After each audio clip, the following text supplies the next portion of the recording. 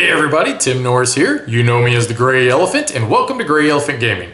Today we're going to be talking about Hadara from Z-Man Games. This was sent to us by Asmodee. I am joined by Amanda in Pajamas. And we are going to talk about our impressions of what we think of Hadara. Now, we just did do our playthrough, and well, I'll let you check that out to see how the game actually plays. But in this video, we're just going to talk about our thoughts of the game. So, with that said, let me give you kind of an idea of what we do. Now, if you're familiar with Seven Wonders, this game is going to be very intuitive to you because we go through 3 ages and we're going to set cards out on each one of these locations on the board. And then what we're going to do is we're going to draft them, we're going to place them in a tableau in the columns that are underneath our player board.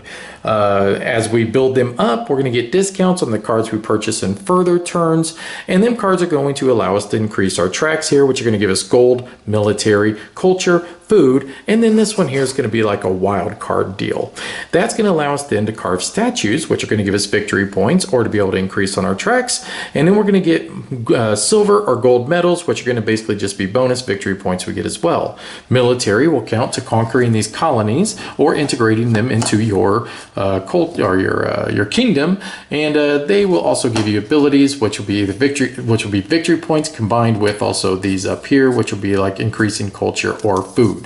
Now, like I said, check out the playthrough to get a better demonstration of what I'm talking about. In this video, we're going to give our impressions of it. Now, speaking of impressions, Amanda, you have seemed to really like this game quite a bit. We have been playing it a lot, haven't we?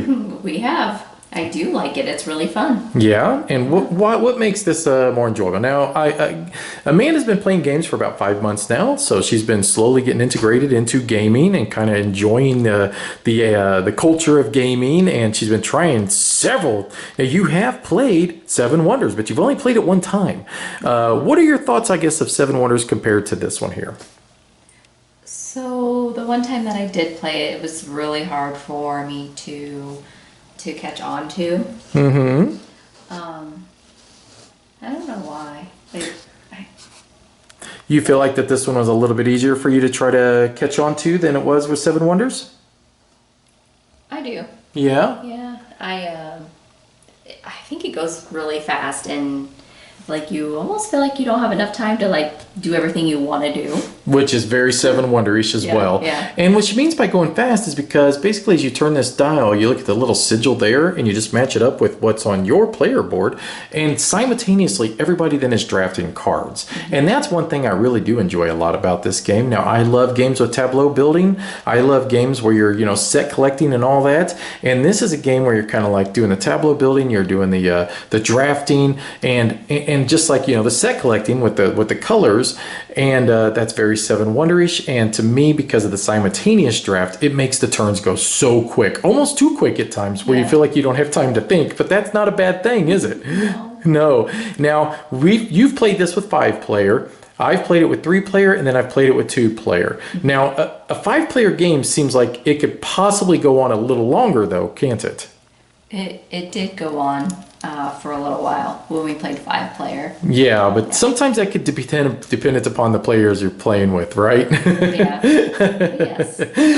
So what I mostly enjoy about this is that it's given me a lot of what I love about gaming in general. I got things to think about, but it's not challenging me to the point where it's like a headache. It's given me just enough of that grindy feeling to where I'm making decisions to try to increase my empire, to try to make sound good decisions of either I take the card and put it in here, or I just discard the card to take money for it. I like the options that you have in this game, and it feels like no matter what you decide to do, it's never a bad turn. Yeah. So ultimately for me, I think the game's an absolute hit. Now, I think that it could possibly suffer from the fact of with repeated plays, you're going to come across the same cards over and over, and maybe you're going to get bored of seeing those, and then you're building the same empire.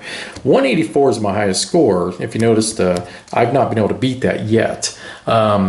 I don't know what I could do possibly different to beat that, but obviously there has to be something you could do a little bit different to be able to beat that score, because everybody that has basically had the highest score that I've talked to, that's been it, 184. That's been the mark. But when you look inside the box here, There's a lot of space in there for them to be able to expand upon this game. So that's what I'm predicting is going to end up happening. And that's, to me, a great thing because Hadara, just like Seven Wonders, could really benefit from, I don't know, leaders, cities, all that good stuff that we see in Seven Wonders. I could easily see it being integrated into Hadara. So anything else you would like to talk about on this one, Amanda? Nope, I'm excited to play it tomorrow again. Oh, you're excited for me to kick your butt tomorrow again? We'll see. We'll see. Maybe I'll go easy on you tomorrow. Maybe. Well, we hope you guys enjoyed this video and check this one out on the playthrough. It's going to give you a better understanding. My opinion is this is a fantastic game. You should certainly check it out. If you enjoy Seven Wonders, you're going to enjoy this one. But I will say this. As a two-player game, this one plays better than the Seven Wonders, unless you're playing dual. So as a two-player game, I prefer Hadara over Seven Wonders, just because I think it plays very well with these little trackers and the way that the cards are drafted differently than Seven Wonders. You don't have to play with a dummy hand. So, all right, I hope you guys enjoyed this video. Check out the playthrough, and don't forget to hit like and subscribe if you haven't. Thanks for watching. Bye-bye.